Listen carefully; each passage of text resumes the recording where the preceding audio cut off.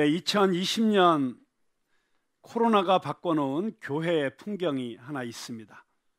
교회에 들어가기 전에 체크인을 해야 됩니다. 자기 이름과 전화번호를 쓰고 체온을 재야 합니다. 37.3도가 넘는 사람은 예배당 안에 들어갈 수가 없습니다. 아주 간단한 조건이지만 생소한 풍경입니다. 왜냐하면 교회는 언제나 사람들을 오라고 초청하는 곳이고 환영하는 곳이고, 교회에 들어가기 위해서 어떤 조건이 걸려서 들어갈 수 있고 없고 하는 일은 무척 어색한 곳이기 때문입니다. 그래서 비록 간단한 체온 측정일지언정 뭔가 교회에 들어가기 위해서 어떤 스크리닝 과정이 있다는 것이 처음에는 참 어색하고 당황스러웠던 모습이었던 것으로 기억합니다. 이제는 물론 아주 자연스럽게 느껴지게 되었습니다. 그리고 이제 거리두기가 2.5 단계로 격상되면서 그마저도 그리운 상황입니다. 그런데 오히려 성경을 살펴보면 누군가가 성전 문 앞에 서서 들어가는 사람들을 살펴보면서 들어갈 수 있는 사람인지 없는 사람인지 판단하는 모습은 구약시대에 성전이 세워지고 나서부터 아주 자연스러운 풍경이었습니다. 성전에 문지기가 있었습니다. 그리고 그들은 할례받지 못한 이방인들이나 부정한 자들을 가려내서 성전에 들어가지 못하게 하는 그런 역할을 했습니다. 자, 올해 초에 저희가 교회의 데스티니라고 하는 제목으로 초대교회에 대해서 공부했던 것 기억나십니까? 초대교회에서도 집사님들이 하는 일은 예배처소의 문 앞에 서서 이 예배에 들어갈 수 있는 사람과 들어갈 수 없는 사람을 걸러내는 역할을 했다 하는 것을 제가 말씀드렸었습니다. 자, 제가 그래서 이 시점에서 좀 엉뚱한 질문을 혼자서 해보게 되었습니다.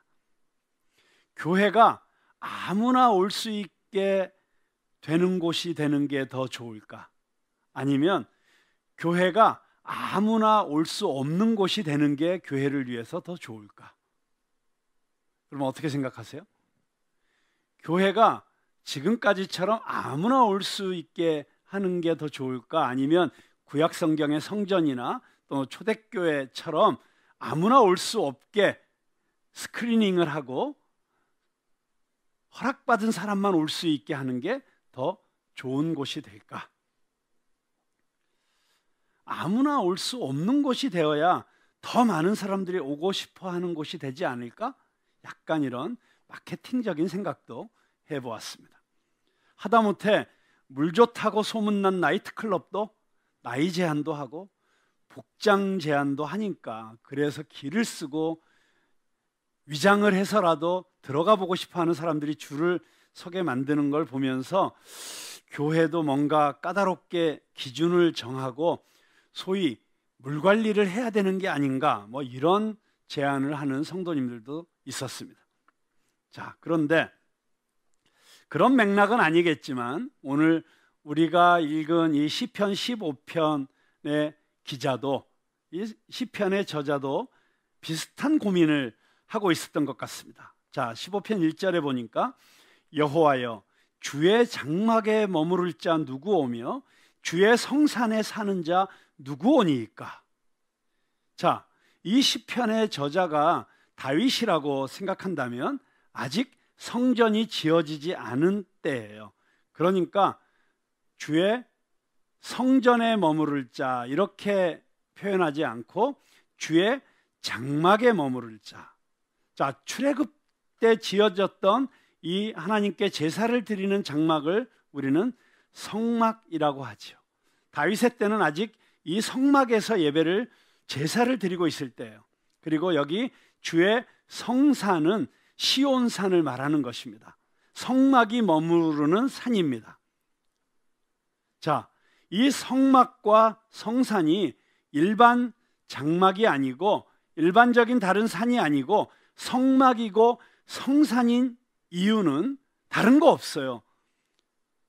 하나님의 임재가 머무르는 곳이었기 때문입니다. 하나님의 임재가 있기 때문에 성막이고 성산인 것입니다. 여러분, 아무리 건물이 화려하게 아름답게 지어졌어도 하나님의 임재가 없는 곳은 절대로 성자를 앞에 붙일 수가 없습니다.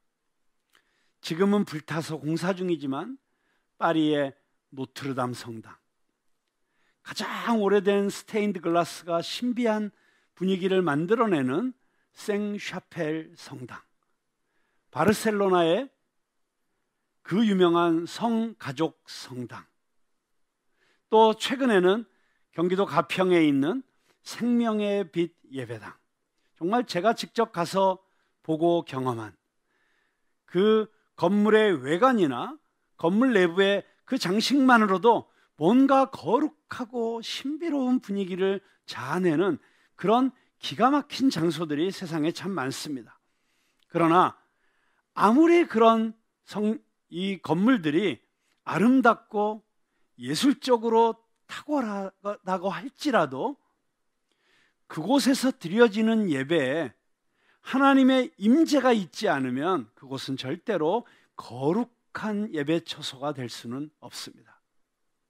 반면에 지하 동굴이라도, 그것이 공동묘지라도, 아니면 평범한 가정집이라도, 빈 들이라도 매주 예수 모신 곳이 그 어디나 하늘나라 그 찬송의 가사처럼 온라인이든 오프라인이든 하나님이 함께 계시면 그것이 거룩한 곳입니다.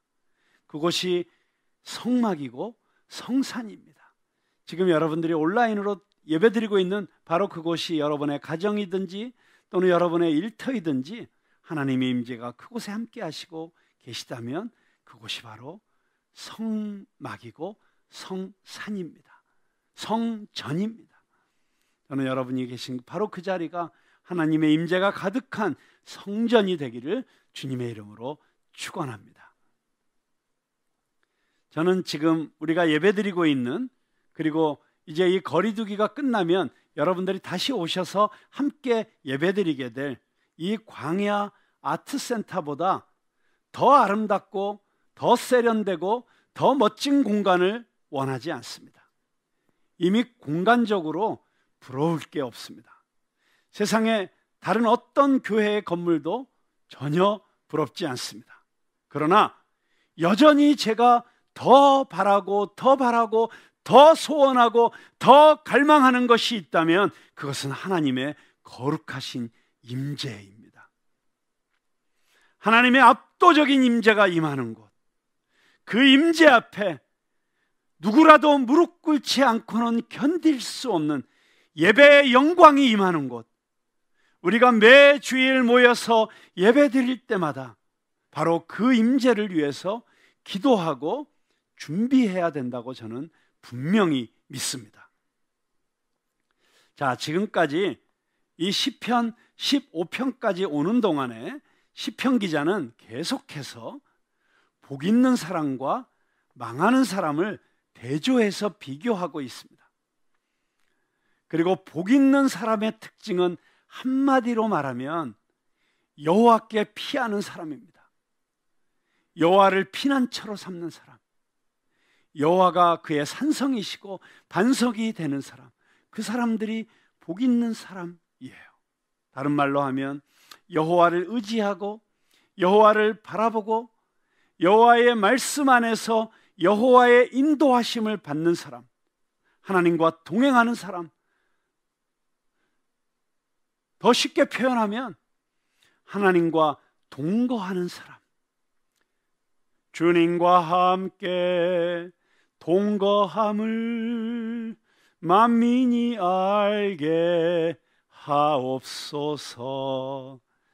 저희가 부르는 그 찬송가의 가사처럼 주님과 동거하는 사람, 그 사람이 주의 장막에 머무르는 사람이고 주의 성산에 사는 사람이라는 것입니다.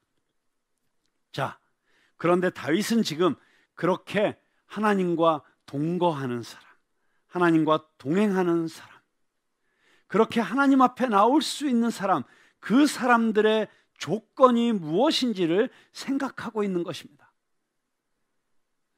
자, 아무나 하나님 앞에 나올 수 없죠. 어떤 사람이 하나님 앞에 나올 수 있을까요? 어떤 사람이 하나님의 임재 가운데 머무를 수 있을까요? 어떤 사람이 하나님을 예배하는 자리에 나올 수 있는 사람일까요? 자, 다윗이 이렇게 생각하는 게 당연한 것 아니겠습니까? 내가 만약 내일 아침에 청와대로 가서 대통령과의 면담이 예약되어 있다고 한다면, 여러분, 제가 아무리 무감각한 사람이라고 해도 아무 생각 없이 오늘도 지내다가 내일 아침에 일어나서 입던 옷 그냥 입고 머리도 부스스 해가지고 신발도 대충 아무 운동 하나 신고 그렇게 나가겠습니까? 아니면 내일 뭘 입지? 양복을 살펴보면서 내가 입어야 될 옷을 준비하고, 머리는 내가 드라이를 하고 가야 될까? 아니면 세리미용실에 가서 머리를 만지고 가야 될까? 5만 가지 생각을 하지 않겠어요? 자, 다윗은 하나님께 피하고 하나님께 찰싹 붙어 있고 하나님의 법대로 살고 하나님 앞에서 사는 것이 세상에서 가장 안전한 길이고 가장 행복한 길이고 가장 수지 맞는 삶이라는 걸 너무나도 잘 알았던 사람입니다. 그래서 지금 고민하고 있는 거예요. 내가 하나님 앞에 서려면 어떤 사람이 되어야 하나? 그게 마틴 루터의 고민이었어요.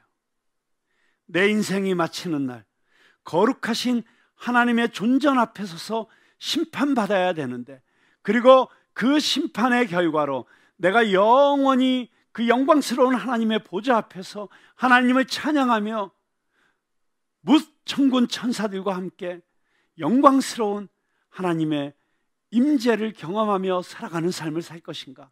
아니면 그 하나님의 보좌 앞에서 쫓겨나서 어두운 곳에서 슬피 울며 이를 가는 그런 비참한 삶이 될 것인가? 그것을 결정하는 그 내 인생의 결산의 그 자리를 생각하면서 그는 고민할 수밖에 없었습니다. 왜냐하면 하나님의 그 거룩하신 기준, 하나님이 요구하시는 거룩의 기준에 비추어 자신의 모습을 살펴보니까 자신은 도저히 그 기준을 맞출 수 없다는 것을 발견했기 때문입니다. 자, 다윗은 내가 어떻게 하면 하나님과 동행할 수 있을까? 내가 어떻게 하나님의 집에 거할 수 있을까? 고민하고 또 고민하다가 자기가 생각할 수 있는 10가지 조건을 떠올리게 됩니다. 10가지, 오늘 시편 15편에 있는 10가지 하나님의 장막에 머무를 수 있는, 하나님과 동행할 수 있는 사람의 조건을 생각했어요. 자, 그 중에 5가지는 이렇게 행하는 사람입니다. 그리고 나머지 5가지는 이러이러한 일을 하지 않는 사람입니다. 즉 5가지 해야 할 일과 5가지 하지 말아야 할 일을 이야기하고 있습니다. 자, 해야 될 5가지 일은 무엇일까요? 첫째는 정직하게 행하며, 정직해야 돼요. 두 번째로 공의를 실천하며, 자, 올바르게 살아야 돼요. 그리고 개인적이고 사회적인 정의의 실현을 위해서 일하며 살아야 된다는 것입니다. 자, 세 번째는 진실을 말하며 사실대로 팩트만 말해야 된다는 거예요. 가짜 뉴스 만드는 사람들 절대로 하나님 나라에 들어갈 수 없어요. 자, 네 번째는 망령된 자를 멸시하고 여호와를 두려워하는 자를 존대하며. 이게 무슨 말이에요? 올바른 가치관으로 사람을 바라보고 대우하라는 거예요. 돈 가지고 사람을 평가하지 말고, 외모로 평가하지 말고, 이 사람이 정말 하나님을 두려워하는 사람인가? 이 사람이 정말 하나님을 경외하는 사람인가? 이게 우리가 사람을 평가하는 기준이 되어야 된다는 거예요. 그리고 마지막으로 그의 마음에 서원한 것은 해로울지라도 변하지 아니하며. 자, 이게 무슨 말이에요? 하나님 앞에서 약속한 것은, 여러분 하나님 앞에 약속 많이 했죠? 하나님 이거 해주시면 저 이거 꼭 할게요.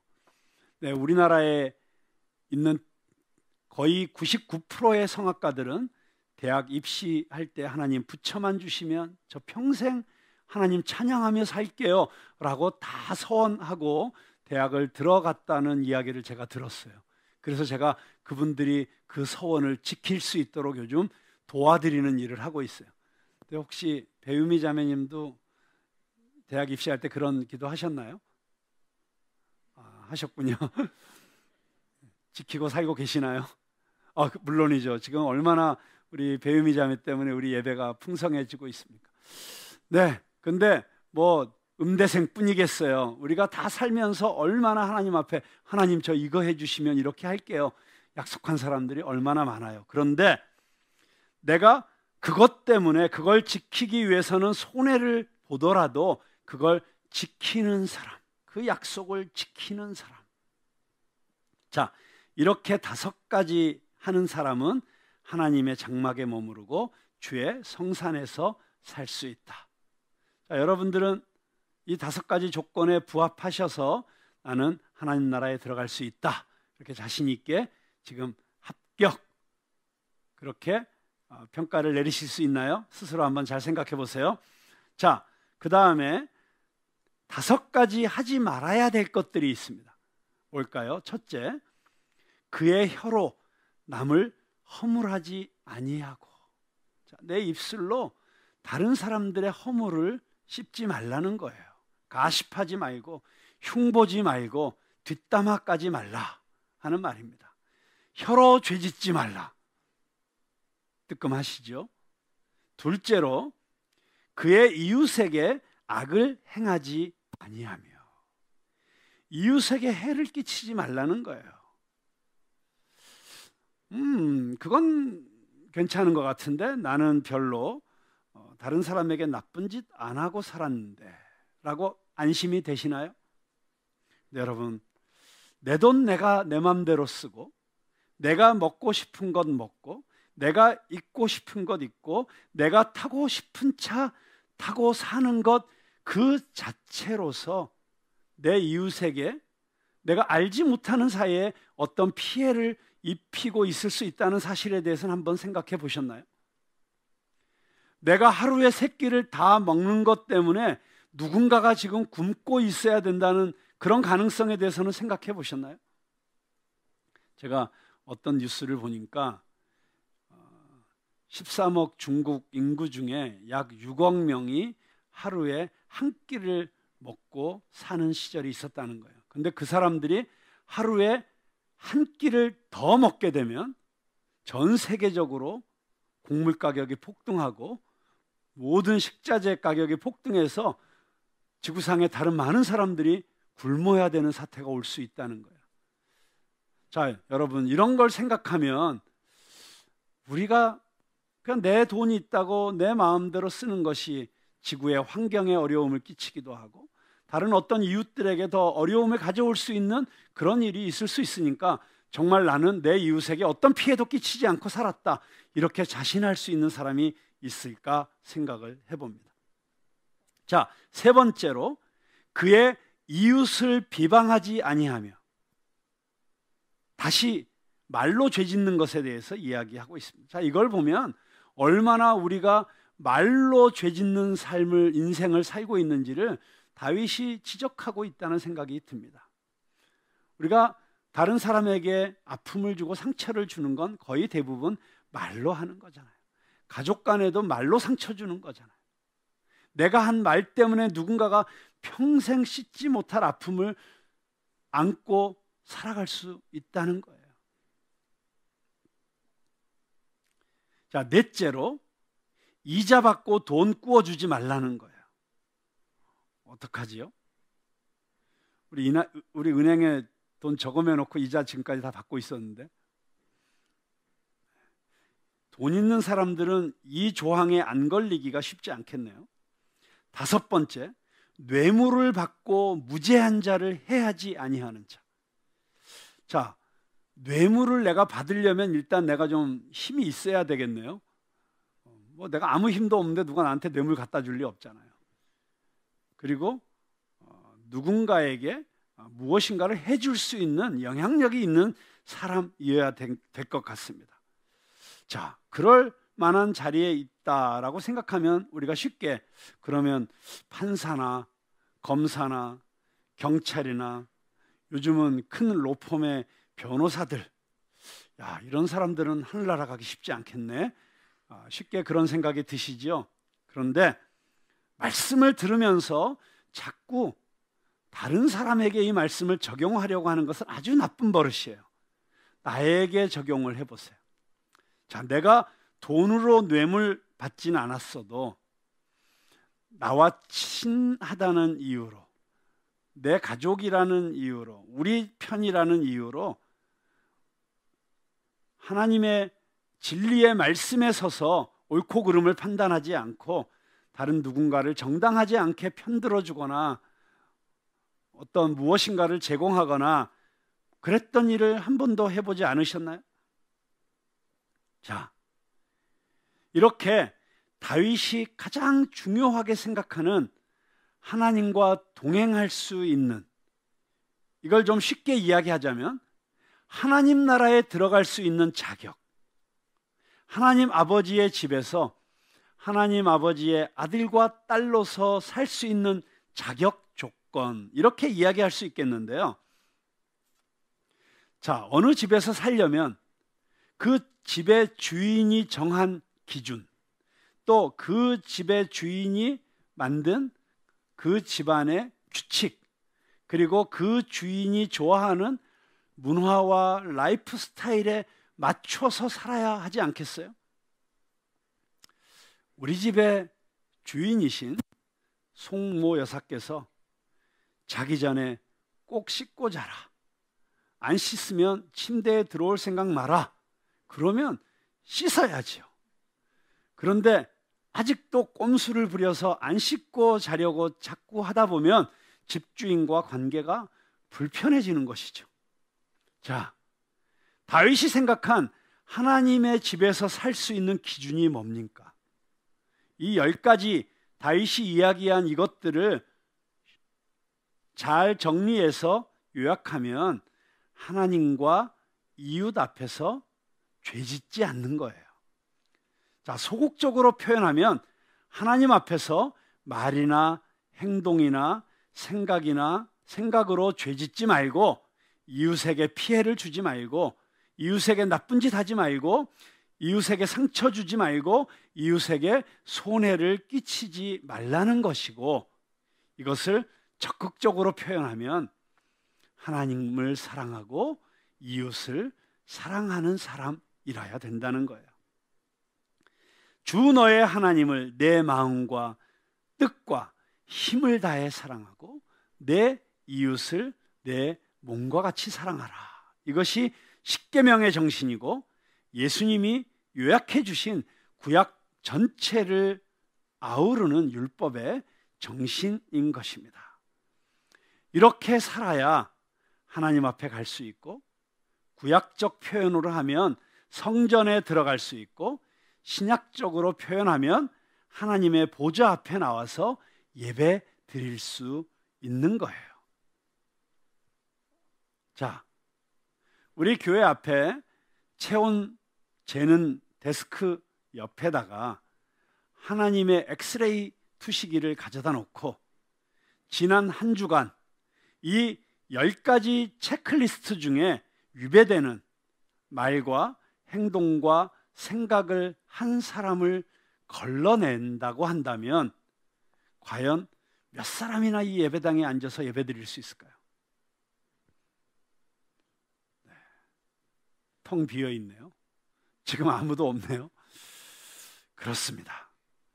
다윗은 지금 이 10가지 기준을 생각했지만 하나님의 기준은 이보다 훨씬 더 높고 까다롭습니다. 그런데 하나님의 기준은 둘째치고 이 다윗의 기준만 가지고 생각해도 하나님 앞에 나올 수 있는 사람은 아무도 없습니다. 그게 성경의 결론이에요. 의인은 없나니 하나도 없도다. 그래서 이 세상에 어떤 도덕으로도, 어떤 학문으로도, 어떤 철학으로도, 어떤 종교 행위로도 단 한 인간이라도 하나님 앞에 설 수 있도록 해줄 수 있는 것은 없다는 것입니다. 그게 성경의 결론이에요. 그래서 우리는 죽을 수밖에 없고 망할 수밖에 없는 존재들인 것입니다. Nobody, 아무도 없어요. 아무도 하나님께 스스로 가까이 갈 수 있는 자격을 가진 사람은 없습니다. 그런데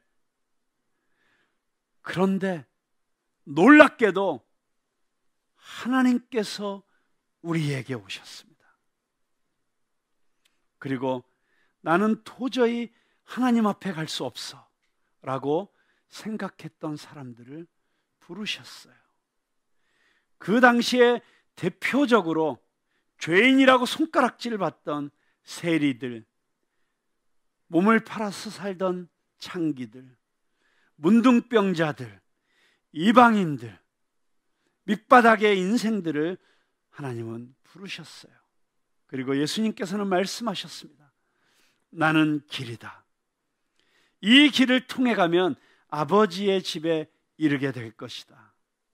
나는 문이다. 이 문을 통과하면 아버지의 집에 들어가게 될 것이다. 그렇게 사람들의 손을 잡아주셨고 그들을 아버지 앞으로 이끌어 주셨습니다. 오늘도 우리 구주 예수님께서는 우리를 초대하고 계십니다. 오라 오라, 방황치 말고 오라. 죄 있는 자들아 이리로 오라. 주 예수 앞에 오라. 도저히 아버지의 집에 들어갈 수 없는 사람들이 그 집에 들어갈 수 있는 조건은 단 하나였습니다. 하나님과 사람 앞에서 내가 지은 모든 죄를 대신 짊어지시고 십자가 위에서 피 흘리신 예수님을 나의 구세주, 나의 주님으로 고백하고 받아들이고 이제는 내가 사는 것이 아니요 내 안에 그리스도께서 사시는 것입니다. 그렇게 고백하는 것입니다. 그렇습니다. 이 시편 15편의 말씀은 우리가 아버지의 집에 하나님의 임재 가운데 머무르는 그 놀라운 축복을 도저히 누릴 수 없는 그런 절망적인 존재라는 사실을 우리에게 가르쳐주는 말씀입니다. 그런데 그 불가능한 일을 가능케 해주신 예수님을 영접하고 그 예수님의 손을 잡고 우리는 하나님 앞에, 그 하나님의 거룩하신 보좌 앞에 오늘도 나아갈 수 있는 것입니다. 이 시편의 말씀, 그래서 이 말씀은 첫째는 우리가 예수 그리스도의 은혜를 통하지 않고는, 예수 그리스도의 십자가를 통하지 않고는 우리가 하나님 앞에 나아갈 수 없는 존재들, 하나님의 집에, 아버지의 집에 거할 수 없는 사람들이라는 사실을 깨닫게 해주는 역할을 합니다. 그런데 거기서 멈추지 않습니다. 이 시편이 우리에게 가르쳐주는 아주 중요한 또 다른 아주 중요한 교훈이 있습니다. 우리가 예수 그리스도를 통해서 하나님 아버지와 관계가 회복되고 하나님 아버지의 집에 초대되어 들어갔을 때 우리가 그 하나님 아버지의 집에서 아버지와 친하게 지내려면 어떤 삶을 살아야 되는지를 우리에게 또한 가르쳐주고 있는 것입니다. 자, 이 시편 말씀은 하나님 아버지의 집에서 우리가 살아갈 때 그 아버지께서 뭘 좋아하시고 뭘 싫어하시는지를 우리에게 가르쳐주고 있습니다. 여러분, 같은 집안에 살면서도 불편하게 동거할 수도 있고 너무나도 친밀함을 누리며 행복하게 살 수도 있습니다. 자, 이것이 종교개혁자 칼빈이 이야기한 율법의 제3용법입니다. 여러분, 율법이 우리에게 주어졌을 때 그 율법은 세 가지 아주 중요한 역할을 합니다. 첫째는 우리의 죄를 깨우쳐 주는 것입니다. 우리 오늘 시편 15편 말씀이 지금 우리의 양심을 흔들고 우리가 얼마나 절망적인 죄인인지를 깨닫게 해준 것처럼 죄를 깨우쳐 줍니다. 율법의 두 번째 역할은 사람들이 지독하게 타락하는 것을 막아주는 역할을 합니다. 비록 완전하지는 않지만 그 율법을 있는 그대로 다 지킬 수 없는 존재들이지만 그럼에도 불구하고 사람들이 아주 너무 지독하게 타락하지 않도록 막아주는 역할을 한다고 했습니다. 그리고 가장 중요한 세 번째 역할은 우리가 구원받은 이후에 어떻게 하나님을 기쁘시게 할 수 있는가를 알려주는 기능을 한다고 했습니다. 그것이 율법의 세 번째 기능이라고 하는 것입니다. 여러분, 율법과 은혜, 율법과 복음, 이 관계를 우리가 올바로 이해하는 것이 중요합니다. 언제 율법이 주어졌습니까? 언제 이스라엘 백성에게 율법이 주어졌습니까? 네, 바로 애굽에서 종살이하던 이스라엘 백성을 홍해를 기적적으로 건너게 하심으로써 구원하신 이후에 너희는 내가 선택한 나의 백성이다. 그러니 나의 백성답게 살아라 라고 주신 것이 율법입니다. 은혜가 먼저 주어졌습니다. 구원이 먼저 주어졌습니다. 율법을 통해서 구원받을 수 있는 사람은 없습니다. 왜냐하면 그 율법이 우리가 지킬 수 없는 하나님의 법이기 때문입니다. 우리의 타락한 본성을 가진 인간의 육신으로서는 도저히 지켜낼 수 없는 것이 율법이기 때문입니다. 그래서 오히려 율법은 우리가 얼마나 절망적인지를 가르쳐주는 역할을 했습니다. 그런데 예수님께서 그런 절망 가운데 있는 우리를 구원하시기 위해서 땅에 오셨고 십자가에서 구원을 이루셨습니다. 그리고 누구든지 예수 그리스도를 믿기만 하면 예수님께서 십자가에서 나를 위해서 행하신 그 이미 다 이루어 주신 그 놀라운 구원의 역사를 받아들이기만 하면 우리는 구원받습니다. 그런데 거기서 끝나는 것이 아니고 구원받은 자로서 이제 우리가 어떻게 살아야 되는지를, 어떻게 그리스도의 제자로서 하나님의 아들과 딸로서 살아야 되는지를 가르쳐주는 것이 이 율법의 역할이라고 하는 것입니다. 여러분, 크리스마스에 이 땅에 오신 예수님, 그 예수님께서는 구원받은 하나님의 자녀들이 어떻게 하나님과 가장 친밀하고 행복하게 동거할 수 있는지, 내가 내 안에, 내가 내 안에 그 온전한 하나님과의 연합을 이루면서 살아갈 수 있는지, 그리고 그렇게 하나님과 연합하여 union with God, intimacy with God, 그 하나님과의 하나됨, 그 하나님과의 친밀함을 통해서 얼마나 놀랍고 아름답고 위대한 삶을 살 수 있는지를 우리에게 보여주시고 그리고 하늘나라로 올라가셨습니다. 그리고 지금 예수님께서는 우리가 영원히 하나님 아버지와 함께 있을 처소를 예비하시고 계십니다. 예수님께서는 그 집에 들어와 살아야 될 사람들을 우리를 통해서 초청하시기 원하십니다. 그래서 이 코로나 시대에도 우리는 전도를 멈출 수 없습니다. 이 크리스마스는 언제나 가장 이 예수 그리스도의 놀라운 십자가의 복음, 이 복음을 전파하고 잃어버린 영혼들을 주님 앞에 돌아오게 할 수 있는 가장 좋은 시즌이었습니다. 그런데 지금 이 2020년의 크리스마스 전도하기가 너무 어려워졌습니다.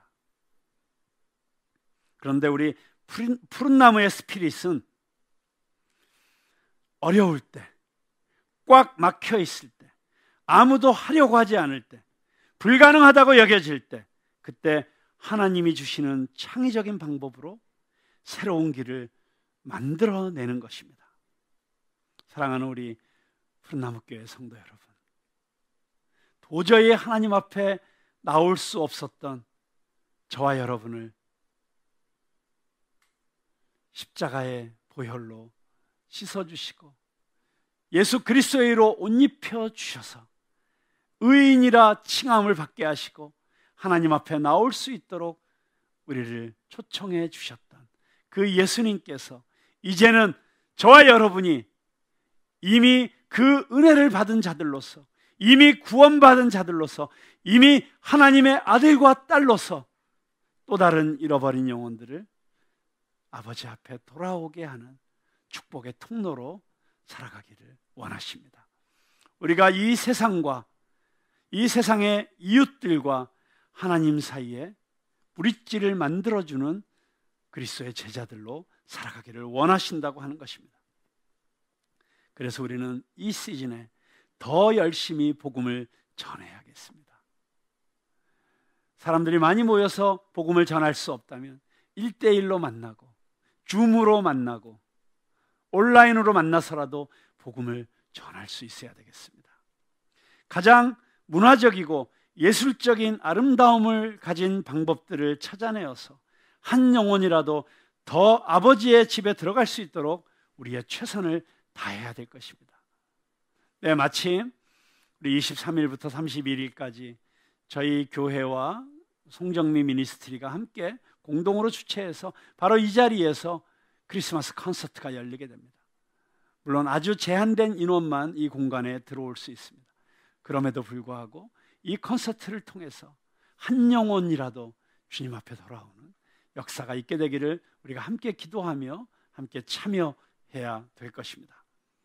여러분, 이 크리스마스에 이제 며칠 남지 않았습니다. 우리가 주님 앞에 드릴 최고의 선물은 잃어버린 영혼이 주님 앞에 돌아오는 것입니다. 그 주님이 이 세상 사람들을 초대하시는 그 마음을 담은 그 찬양을 우리가 함께 부르면서 오늘 설교를 마치고자 합니다. 예수가 우리를 부르는 소리, 그 음성 부드러워. 우리 예수님의 마음으로 우리의 이웃과 세상을 바라보면서 이 찬양 함께 부르시겠습니다. 예수가 우리를 부르는 소리, 그 음성 부드러워. 문 앞에 나와서 사면을 보며, 문 앞에 나와서 사면을 보며 우리를 기다리네.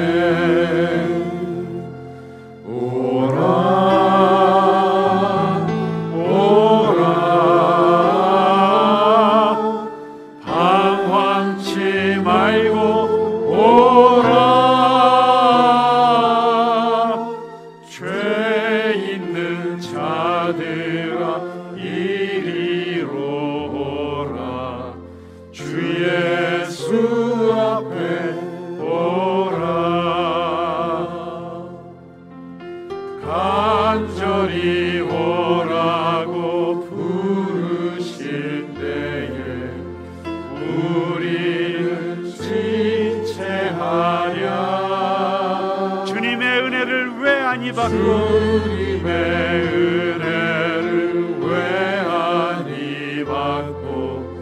못 들은 채 하려나. 오라 오라 방황치 말고 오라.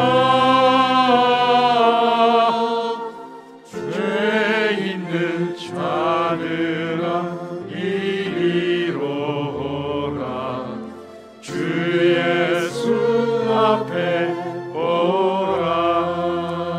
마지막 4절 부르기 전에 우리 먼저 한번 같이 합심해서 기도했으면 좋겠습니다. 여러분, 이 전도가 꽉 막힌 어려운 이 2020년 크리스마스 시즌에도 너무나도 많은 하나님의 사람들이 자신들이 가진 재능과 은사와 또 모든 것들을 총동원하여 복음을 전하기 위해서 애쓰고 있습니다. 우리 교회가 후원하고 있는 우리 복음의 전함은 전국의 버스와 택시 2200대에 복음이 담긴 광고를 붙이고 방방곡곡에서 복음을 전하기 위해서 애쓰고 있습니다. 우리 교회에 함께 신앙생활하고 있는 우리 많은 문화 선교사님들이 있습니다. 우리 아트리와 또 광야 아트센터, 그리고 또 송정미 미니스트리, 또 우리 송솔나무 선교사님, 또 우리 프레이즈 게더링을 통해서 함께 찬양하고 있는 많은 아티스트들이 이 크리스마스 시즌에 복음을 전하는 영상을 만들고 찬양 컨텐츠를 만들고 또 새로운 뮤지컬을 만들고 그런 또 온라인 공연을 만들면서 이 복음을 전하기 위해서 힘쓰고 있습니다. 우리가 그분들을 위해서 중보기도 해야 될 것입니다. 그리고 우리가 할 수 있다면 후원해야 될 것입니다. 그리고 무엇보다도 하나님께서 지금 나에게 떠올려주는 그 한 사람, 그 사람이 나와 같이 주의 장막에 머물고 주의 성산에 거할 수 있도록 하나님 아버지의 집에서 함께 하나님의 임재를 누리며 아들과 딸의 특권을 누리며 살아갈 수 있는 그 축복을 받을 수 있도록 우리가 전도해야 될 것입니다. 오늘 이 시간에 저와 여러분이 함께 합심해서 기도했으면 좋겠습니다. 주님, 제가 이 크리스마스 시즌에 한 영혼이라도 주님 앞에 돌아올 수 있도록 전도하겠습니다. 저의 최선을 다하겠습니다. 그렇게 함께 이 시간 합심하여 기도하겠습니다. 아버지 하나님, 감사합니다.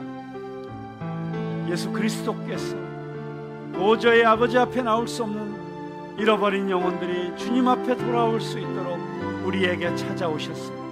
그리고 자신의 삶을 온전히 내어주셨습니다. 십자가에 위해서 마지막 피 한 방울까지 다 씻어주시며 우리를 구원하여 아버지 앞에 돌아올 수 있는 축복의 문이 되어주셨고 다리가 되어주셨습니다. 이제 우리 모든 푸른나무교회 성도들이 그렇게 예수님을 따라 한 영혼이라도 주님 앞에 돌아올 수 있게 하는 그런 축복의 통로가 되는 삶을 살 수 있도록 주님 역사하여 주시옵소서. 주님 함께하여 주시옵소서. 주님 앞에 최고의 크리스마스 선물로 한 영혼을 주님 앞에 올려드리는 우리 모두가 되게 하여 주시옵소서. 우리 4절 같이 결단하며 찬양합니다. 우리를 위하여 예비해 두신, 우리를 위하여 예비해 두신, 우리가 그 주님 앞에 갈 때 나 혼자 가지 않고 우리 가족들과 나의 친구들과 우리 직장의 동료들과 함께 걸어갈 수 있기를 원합니다. 하게 될 때 영접해 주시겠네. 오라 오라 오라 오라 방황치 말고 오라. 죄 있는 자들아 이리로 오라. 주 예수 앞에 오라. 기도하겠습니다. 주의 장막에 거할 자 누구오며 주의 성산에 거할 자 누구입니까? 시편 기자가 질문했던 그 질문 앞에 그 누구도 내가 그 장막에 머무를 수 있습니다. 내가 그 성산에 오를 수 있습니다. 내가 여호와의 집에 거할 수 있는 자격을 갖췄습니다 라고 말할 수 있는 인생은 하나도 없다는 것을 깨닫게 하시니 감사합니다. 그리고 오직 우리의 유일한 소망은 십자가에서 우리의 모든 죄를 사하여 주시고 우리를 위해서 그 모든 대가를 지불해 주신 예수 그리스도, 나의 생명의 길이 되시고 우리를 아버지의 집으로 들어가게 해주시는 문이 되시는 예수님 때문에, 오직 예수만으로 우리가 하나님의 집에 들어갈 수 있다는 사실을 알게 하시니 감사합니다. 오늘 이 크리스마스를 앞둔 대강절 마지막 주일, 이제는 우리가 크리스마스를 준비하면서 이 놀라운 복음의 기쁜 소식, 예수 그리스도의 구원의 기쁜 소식을 우리의 힘과 뜻과 정성과 우리의 모든 것을 다하여 전하는 우리 푸른나무 교회와 푸른나무 교회 성도들 한 사람 한 사람이 될 수 있도록 인도하여 주시고 힘 주시고 축복하여 주시옵소서. 감사드리며 예수님의 이름으로 기도드립니다.